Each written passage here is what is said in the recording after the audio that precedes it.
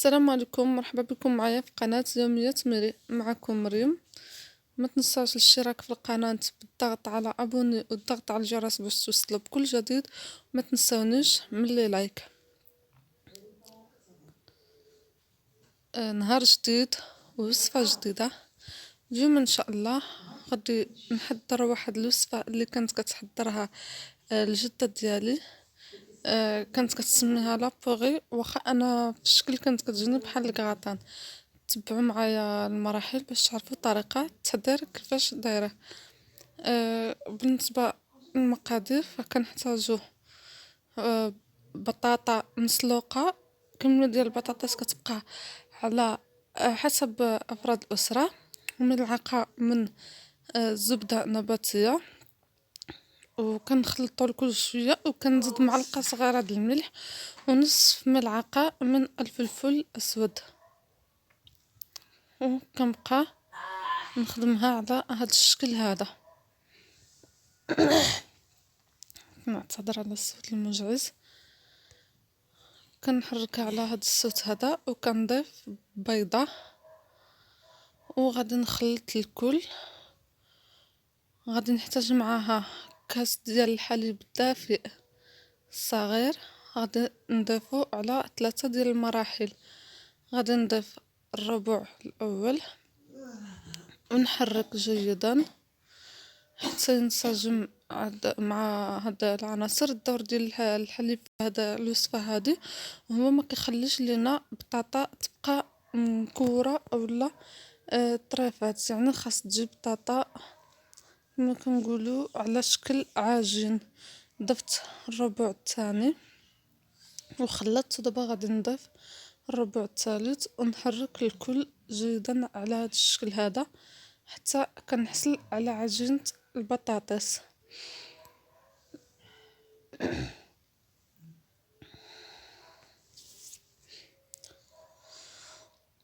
من هذا الشكل هذا غادي ناخذ على نار هادئة، غادي ندير زيت نباتية، وغادي نضيف 2 بصلات متوسطين مشلضة، بصلة حمراء وبصلة بيضاء، ولا ممكن نتوما تضيفوا اي نوع ديال البصل كتوفروا عليه.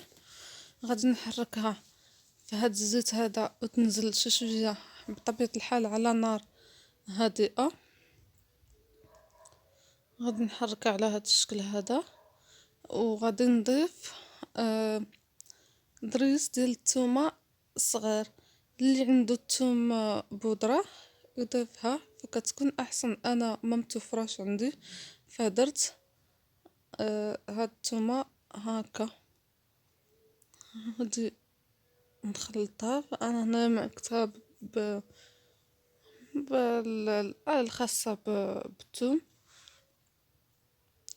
من بعد ما نزلت لي البصلة شوية غادي نضيف قطع من الدجاج اولا من صدر الدجاج. ممكن تضيفوا لحم مفروم اولا تضيفوا الديك الرومي، كيبقى الاختيار ليكم.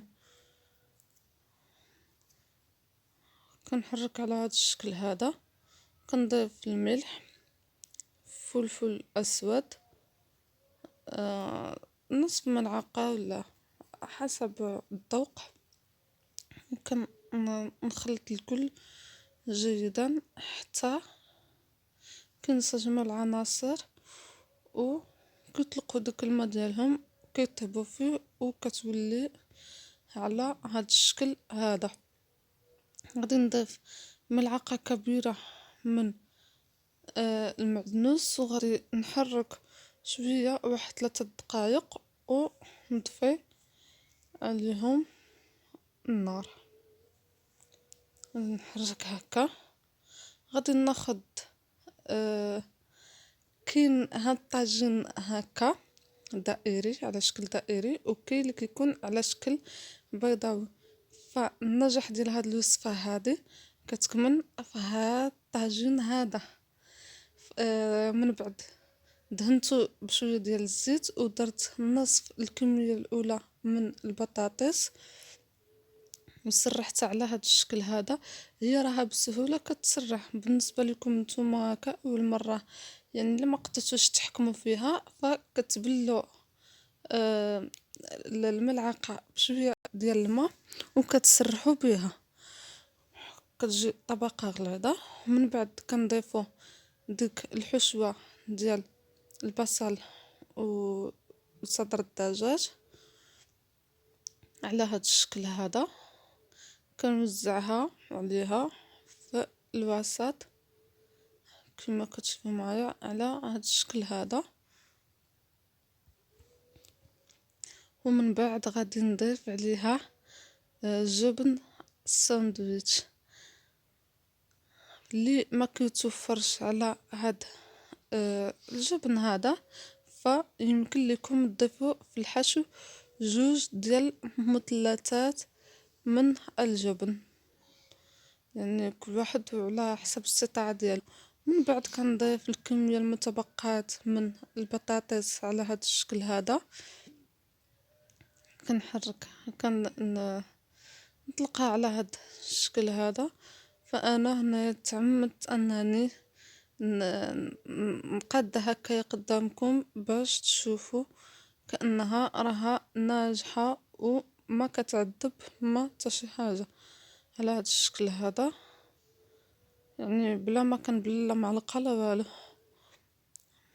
هكا غادي نكمل ديك الكمية اللي بقات عندنا ديال البطاطس ونعمر الجوانب باش تجيني مقادة، ما تجيش جهة طالعة وجهة نازلة. غادي نكمل على هاد الشكل هذا حتى كنقادها كاملة وكيولي السطح ديالها مستوي. غادي ناخد لافة ندير فيها بيضة، ملعقة من الحليب وقليل من الخل، ملح، فلفل اسود، وغادي نطرب الكل على هذا الشكل هذا. وغادي نكبو على الخليط من الفوق على هذا الشكل هذا كما تشوفوا معايا. حاولوا تملئوا الجوانب وتملئوا، ما تخليو حتى شي فراغ او لا حتى شي بطاطس باينه على هذا الشكل هذا كما شفتوا معايا. وغادي ناخد واحد السكين ونوضع الشكل ديال كما كنقولوا الشكل ديال ضامة على هذا الشكل هذا.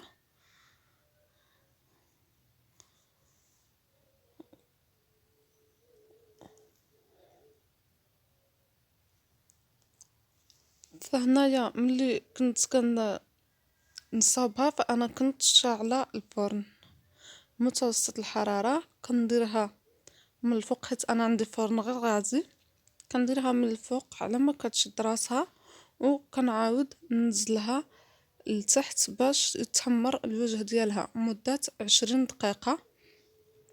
وبالنسبة للناس اللي عندهم فرن كهربائي فغادي يطيبوها على درجة حرارة 180 درجة.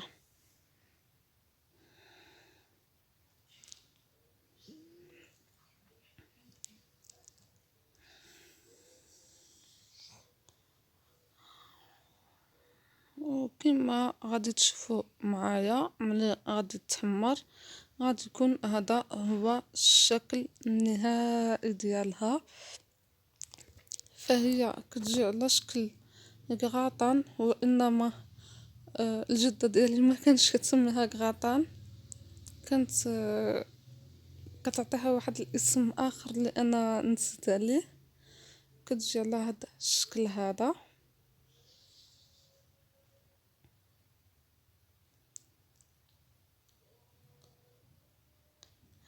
كنتمنى تجربوا الوصفة، واللي جربها يخلي كومنتير كيفاش جاتو. ما تنساش دعموني باشتراك وتابوناو معايا في القناة.